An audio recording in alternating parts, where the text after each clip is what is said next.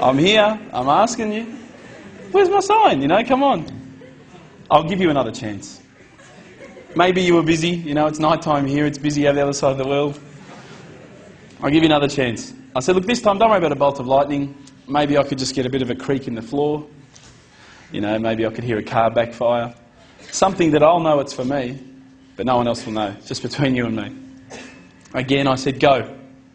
I'm waiting. And I waited. I think I waited about a minute. And that felt like a long time at the time. And nothing happened. Absolutely nothing happened. And I was really disappointed. I thought, I'm like on this cliff. I'm on the edge of a cliff. I'm about to jump into Islam and I just haven't been pushed. I haven't taken that little leap. So I thought, look, I'll keep reading Quran and I'll talk to the brothers. I'll say that I spoke to Allah. He didn't answer me. Didn't even get an answering machine. Nothing. So I turned the Quran. I turned to the next page where I'd finished off. SubhanAllah, the very next verse that I read. For those of you who ask for signs, have we not shown you enough already? Look around you at the skies, the stars, land, the oceans. These are the signs for the people of knowledge. SubhanAllah. Straight away, my whole world changed. I was staring at the Quran. I was just in shock.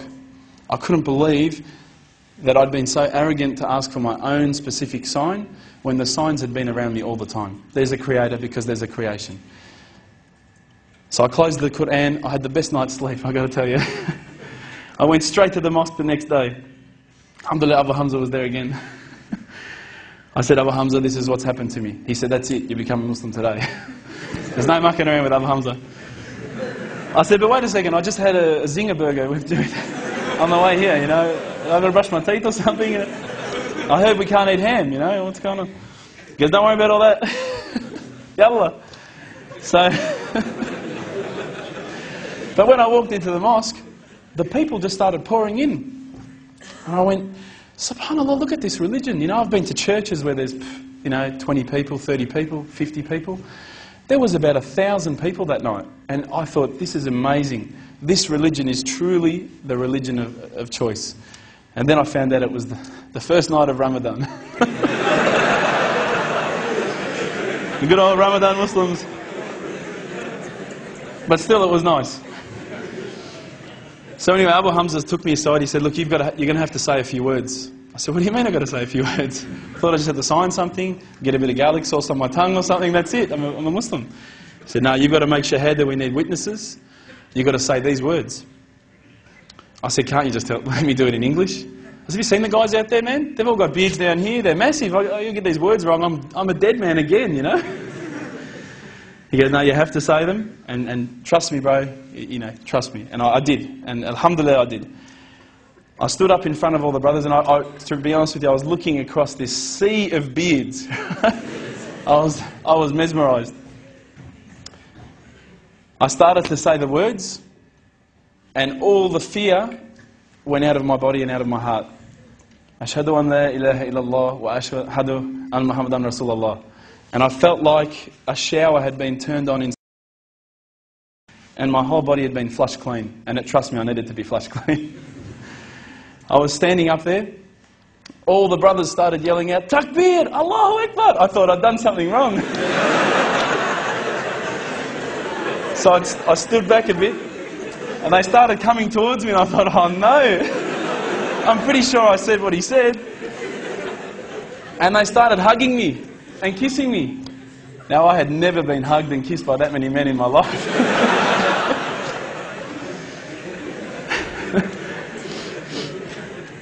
But I felt the brotherhood. Straight away, I could see people had tears in their eyes. And subhanAllah, I had tears in my eyes. And I sat there with people, and I spoke to people I didn't even know, I'd never met before in my life. And they were talking to me as though I'd known them for 30 years. And it was that day, that point in that moment that I realised I had more brothers, more sisters than I could ever have imagined. And good brothers and sisters, not bad ones, I'm talking good ones. SubhanAllah, I sat there maybe, I don't know, I can't remember how long, just talking to people. They were asking me questions. I went home with such a beautiful feeling because I knew at that stage that I had a clean slate. It was my chance now to start again, to forget about the drinking, to forget about marijuana, dope, whatever, you know, anything else I'd done in the past, and to start doing good things. I wouldn't say I always have done good things. I've tried my best. Sometimes we do stray. But the things that I'd like to sort of go on with here, in terms of once I became Muslim, a lot of brothers started to invite me to their house. And the first such experience that I can explain that was quite a funny one, went to a brother's house. You know, they wanted to introduce me to as many brothers as possible. I think they wanted to marry me off to one of their sisters. I went there and I went around to Assalamu alaikum. I was pretty proud of myself. I knew how to say Assalamu alaikum. And they go, so, keep a halik, yes, keep a shuk. I'll be going, yeah, good. Yeah, thanks. Yeah. And they're going, Ihki Arabi? I'm going, yeah, thanks. Again, I had no idea, but I smiled a lot, and I think I got away with it. So I'm sitting there, and they started talking amongst themselves, in the lounge room. They call it a salon, right, because you've got the Franco Cozzo chairs everywhere. And I'm sitting down, again, no offence. I'm sitting down, and they started raising their voices to each other. I thought, what's going on here? They started screaming at each other. I thought, oh my God, I'm going to be on the news. So I thought, it's up to me. I'm going to break this up. So I got up and I said, everyone calm down. And my mate said, be quiet, they're just talking. And it was at that moment that I realised Lebanese people don't mind raising their voice just to be nice. Ever since then, alhamdulillah, you know, I've met many brothers, many sisters that I'm proud to say are true brothers and sisters to me. My family as well were quite strange towards me when I first became a Muslim. I didn't actually tell them for about the first maybe 6 months, until one day Mum caught me praying. I said I was cleaning the floor. So what's that? Oh, that's it. And then I told her. Mum was easy to convince. She went, well, and my mum's a beautiful lady. She said, whatever makes you happy, son.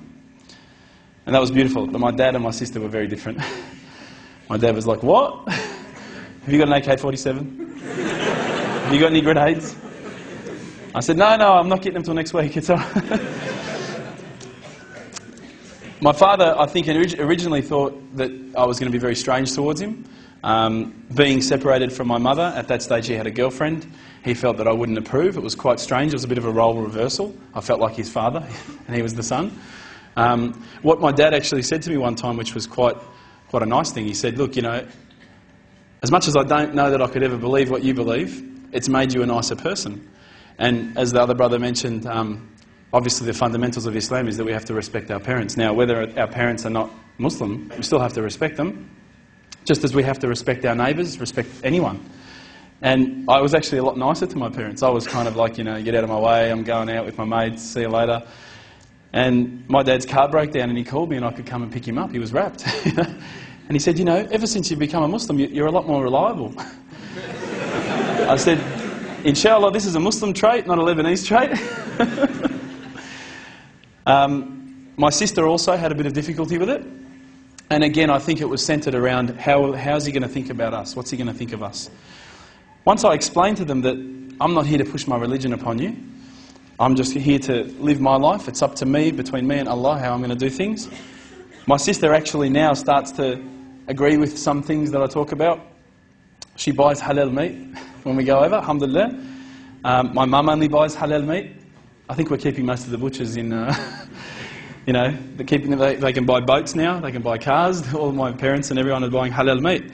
They actually say it tasted better.